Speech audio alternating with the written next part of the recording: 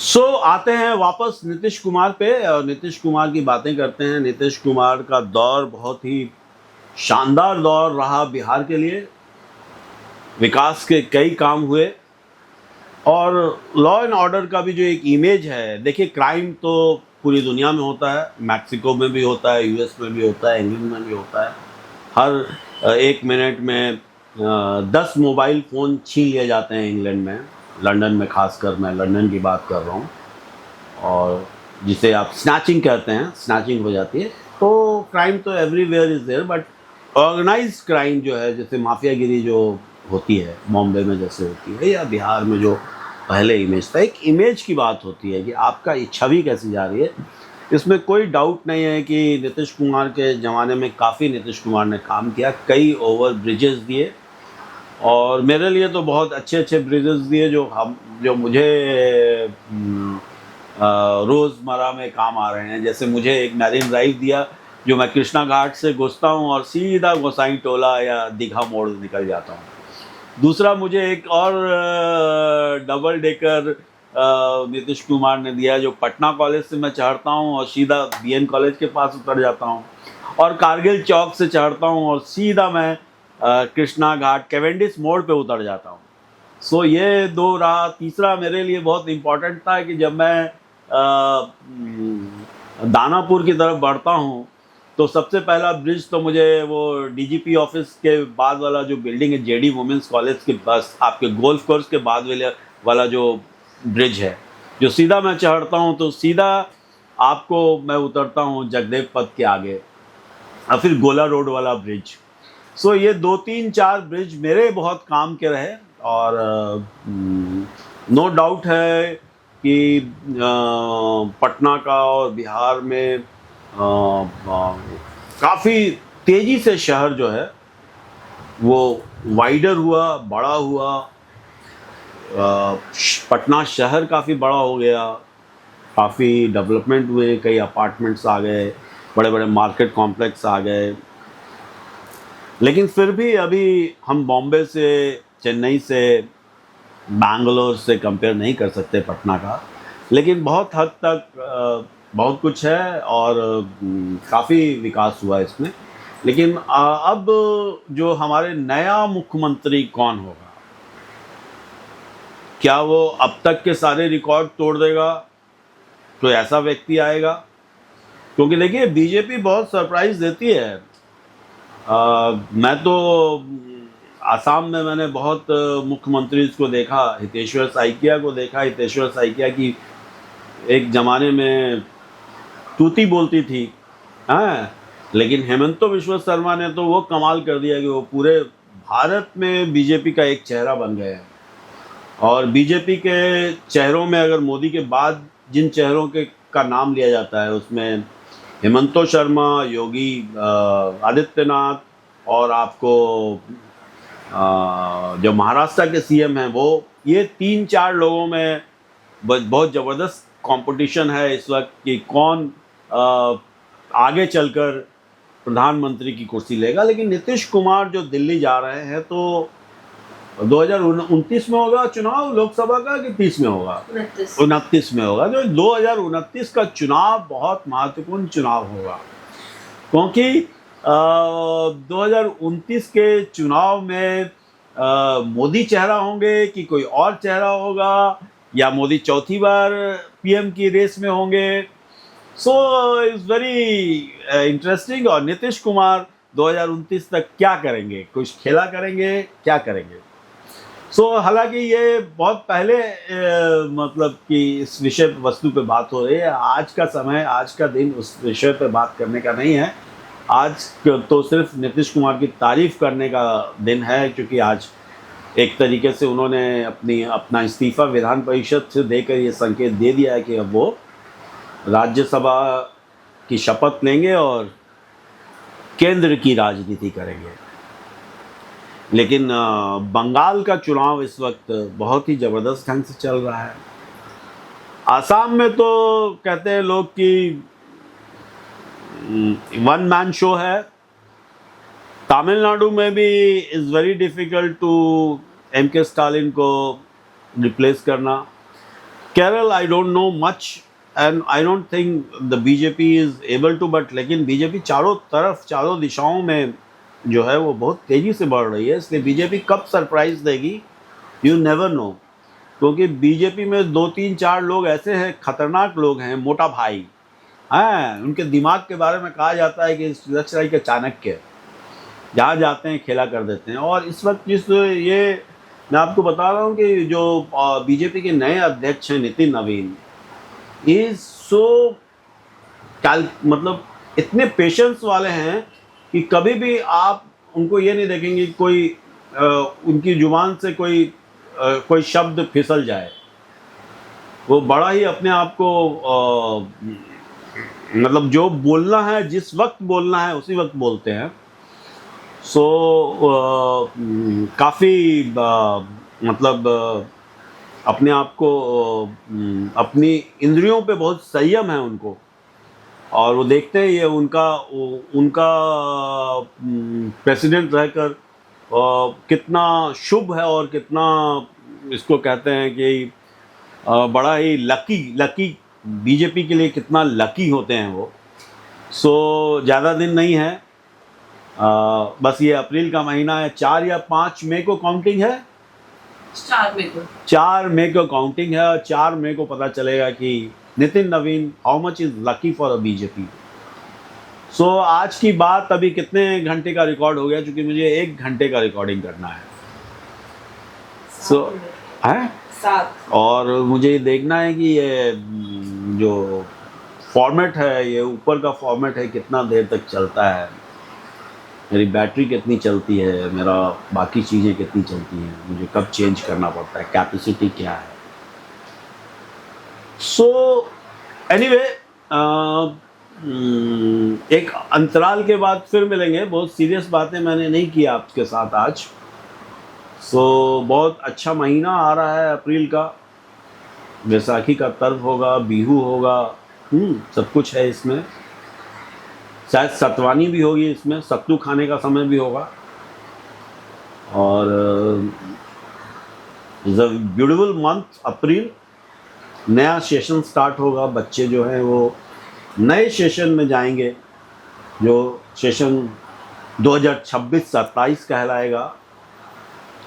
और हालांकि अभी सीबीएसई का रिज़ल्ट नहीं आया है, आईसीएसई का भी रिज़ल्ट नहीं आया ना जी, अभी आईसीएसई का भी रिज़ल्ट नहीं आया, बस सिर्फ बिहार बोर्ड का रिज़ल्ट आया है। बाकी स्टेट्स का I don't know, I am not aware. So एक ये चीज़ भी है कि तेल के लिए, पेट्रोल के लिए, फर्टिलाइज़र के लिए, और जो भी पेट्रोलियम प्रोडक्ट्स है उसके लिए पूरी दुनिया में एक होड़ लगा हुआ है। लेकिन ये युद्ध जो है बहुत ही, आप सोचिए कि इतने दिनों तक अमेरिका को पानी पिला दिया ईरान ने। अगर ये 10-20 साल और ईरान को मिल जाता तो फिर शायद अमेरिका को वो ऊपर, अमेरिका से भी ऊपर चला जाता। सो और ये जो पूरी दुनिया में होता है कि ट्रम्प की हल्ला कर रहे हैं। ट्रम्प प्रेसिडेंट अमेरिका के रहें या कोई और अमेरिका का प्रेसिडेंट रहे, American policy is a very different. वो कोई फ़र्क नहीं पड़ता है कि प्रेसिडेंट कौन है अमेरिका का। जो भी अमेरिका का प्रेसिडेंट बनेगा वो अमेरिका की पॉलिसी जो है पूरी दुनिया पर राज करने की, उसको छोड़ नहीं सकता है। इराक के वक्त तो डोनाल्ड ट्रंप नहीं थे, अफ़गानिस्तान के समय में भी नहीं थे। सो अलग अलग टाइमिंग में आप देखेंगे अलग अलग प्रेसिडेंट जो भी अमेरिका में आए हैं, अमेरिका की पॉलिसी यही है। देखिए अमेरिका और रशिया जो है 2 पावरफुल टीम हैं वर्ल्ड की, और आप किस टीम में हैं ये माने रखता है। भारत इस वक्त हर टीम में है, क्योंकि भारत खेल नहीं रहा।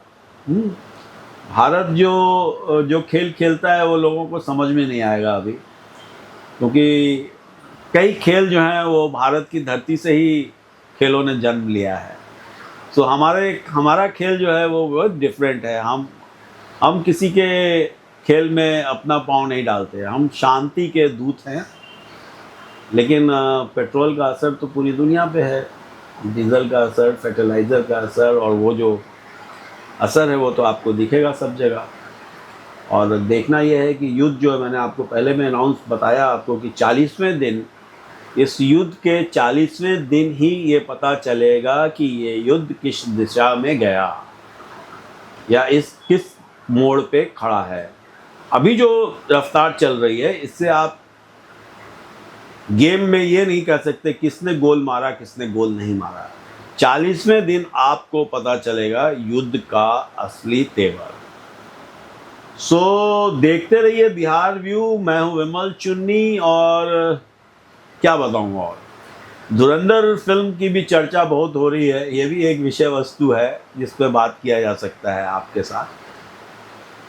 सो धुरंधर में भी वो जितने स्टार्स हैं, जितने कैरेक्टर आर्टिस्ट हैं, सबका बोलबाला हो रहा है। अब ये कितनी सत्य पे आधारित फिल्म है ये अलग बात है, या कितनी फिक्शन है अलग बात है, लेकिन इतनी तो बात सही है कि ये फिल्म बहुत ज़बरदस्त बनी है। इस फिल्म का बहुत ज़बरदस्त बिजनेस है, और ये फिल्म जितनी भारत में पॉपुलर है उतनी ही ज़्यादा ये पॉपुलर पाकिस्तान में है। पाकिस्तान में जो दर्शक इसको देख रहे हैं वो या तो इसकी तारीफ़ कर रहे हैं, या कुछ चीज़ों पे वो गालियाँ दे रहे हैं, लेकिन फिल्म देख रहे हैं क्योंकि वो फिल्म में उनको मज़ा आ रहा है। As a film they are watching it. और पाकिस्तान सरकार भी जो है वो हिली हुई है इस वक्त इस फिल्म से। और इस फिल्म धुरंधर फिल्म का जो सेकेंड पार्ट है, फर्स्ट पार्ट और सेकेंड पार्ट, देखिए फर्स्ट पार्ट मैंने पूना में देखी एक मल्टी सिनेमा हॉल में, और सेकेंड पार्ट मैंने नहीं देखा है अभी तक, क्योंकि मुझे इसको सिनेमा हॉल नहीं देखना है। और शायद मैं इसको कल देखूं, परसों देखूं, जब भी देखूं, इसका मुहूर्त बन नहीं रहा मेरे, क्योंकि फिल्म अकेले तो देखने जाएंगे नहीं, एक टीम चाहिए, इस टीम के साथ जाएंगे, क्योंकि बाकी लोगों का एक ग्रुप मिले तो धुरंधर फिल्म देखी जाए। और बट इसकी तारीफ बहुत हो रही है, दैट इज़ ट्रू। और ये जैसे हॉलीवुड की फिल्में बनती थी उससे कम फिल्म नहीं है ये। Is done a very good ये। और काफ़ी दिनों के बाद बॉलीवुड से कोई पिक्चर हैवी वेट की बनी है। अदरवाइज़ हमारे जो साउथ इंडियन मूवीज़ जो आ रही थी उनका रिकॉर्ड ये ब्रेक नहीं कर पा रहे थे।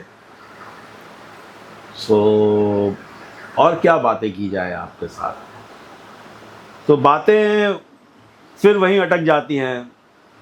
नीतीश कुमार की विदाई, ममता बनर्जी और बीजेपी की लड़ाई, तमिलनाडु में सांबर डोसा के साथ पूड़ी कचौड़ी जलेबी चलेगी कि नहीं चलेगी, केरला में किसकी सरकार बनेगी, आसाम में हेमंत विश्व शर्मा अपना नया रिकॉर्ड बनाएंगे कि नहीं बनाएंगे। सो ये है। और 2027 में शायद यूपी है, 2027 में यूपी भी है।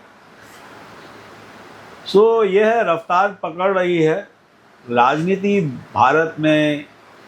हर 6 महीने 3 महीने पे एक नए आपको चैप्टर मिल जाता है। स्टेट अलग स्टेट हो जाता है, मगर पॉलिटिक्स चलती रहती है।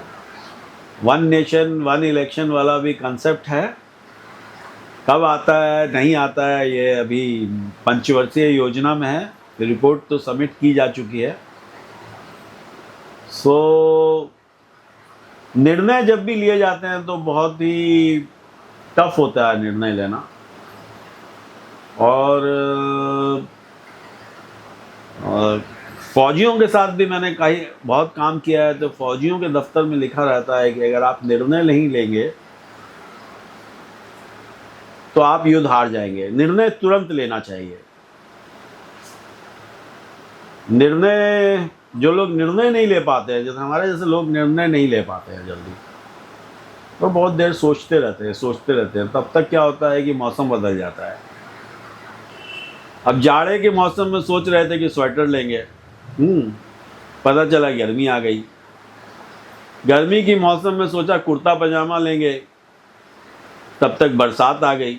बरसात में सोचा कि रेनकोट लेंगे, तब तक बरसात ख़त्म हो गई। इसलिए निर्णय बहुत जल्द लेना चाहिए, बहुत जल्द तो नहीं मगर जल्द लेना चाहिए, और निर्णय बहुत सोच समझकर, बहुत पेशेंस में और बहुत ठंडे दिमाग से लेना चाहिए। और लेकिन जो लोग निर्णय नहीं ले पाते हैं, एक कहावत है नो रिस्क नो गेन, तो रिस्क तो लेना पड़ता है, तभी आपको कुछ फ़ायदा होता है। और एक फार्मूला और भी है, डू और डाई, करो या मरो, जो करना है करो, नहीं करना है मत करो। सो आज के लिए इतना ही। मैं हूं विमल चुन्नी और आप देख रहे हैं बिहार व्यू। धन्यवाद धन्यवाद धन्यवाद। सो आज की वार्तालाप